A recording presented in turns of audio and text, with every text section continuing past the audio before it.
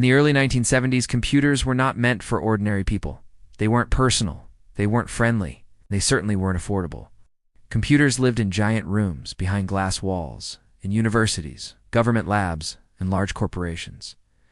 They cost hundreds of thousands of dollars, required teams of trained operators, and demanded patience, precision, and permission just to run a single program. Most people accepted this as the natural order. Computers were for institutions, not for curious individuals tinkering at home. Everyone believed that owning a computer was impossible. Everyone except one young engineer named Steve Wozniak. Wozniak, or Woz as his friends called him, was not your typical computer genius. He was shy, playful, and endlessly curious. He loved pranks, electronics, and puzzles, often spending nights building gadgets just for fun. From an early age, was fascinated by electronics. As a child, he built calculators, gadgets, and little machines from spare parts. He had an insatiable curiosity, always asking why and how, and loved solving problems in clever, unusual ways. He wasn't interested in money or fame. He cared about elegance and efficiency. Two was a beautiful design wasn't about looks. It was about simplicity. If a circuit could use fewer parts, he was thrilled. If a problem could be solved cleverly, that was joy enough. And above all, was loved computers. But like everyone else, he didn't own one. Computers were too expensive and too inaccessible. For him, they were puzzles waiting to be solved. Everything changed in 1975 when a new microprocessor, the most technology 6502, became available.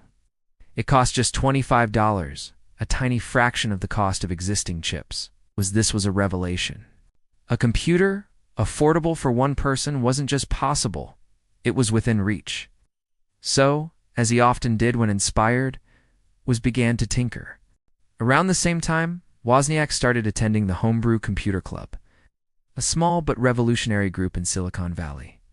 The club was filled with engineers, hobbyists, dreamers, people who believed computers should belong to individuals, not institutions. Members shared ideas freely, swapping circuit diagrams, code, and advice. There was no talk of patents or profits, only curiosity and creativity. It was in this environment that Wozniak built what would become the Apple I. Unlike other hobby computers at the time, his design was simple and accessible. It connected to a keyboard and displayed text on a television. No punch cards, no rows of switches, no complicated setups. You typed commands, and the computer responded. When was presented his design at the Homebrew Club, it turned heads. But Woz didn't plan to sell it. He wanted to share it, not profit from it. Enter Steve Jobs was his friend and polar opposite. Where Woz built things for fun, Jobs saw potential. When Jobs saw Wozniak's computer, he didn't see a hobby project. He saw a product that could change the world. Jobs' nudge was towards selling it. Most people didn't want to build a computer from scratch, they just wanted a working machine, was resisted. Selling felt like betraying the spirit of homebrew, but Jobs persisted. Eventually, Woz agreed. They would sell the fully assembled Apple I circuit board. Nothing fancy, no case, no keyboard, no monitor. Just the heart of a computer. To fund their first batch, Jobs sold his van, and Wozniak sold his calculator. They worked tirelessly in Jobs' parents' garage, hand soldering each board and testing it themselves. There was no master plan, no roadmap to global domination. Only two young engineers trying to deliver something remarkable. The Apple I sold for $666.66, a quirky number Wozniak liked for its repeating digits.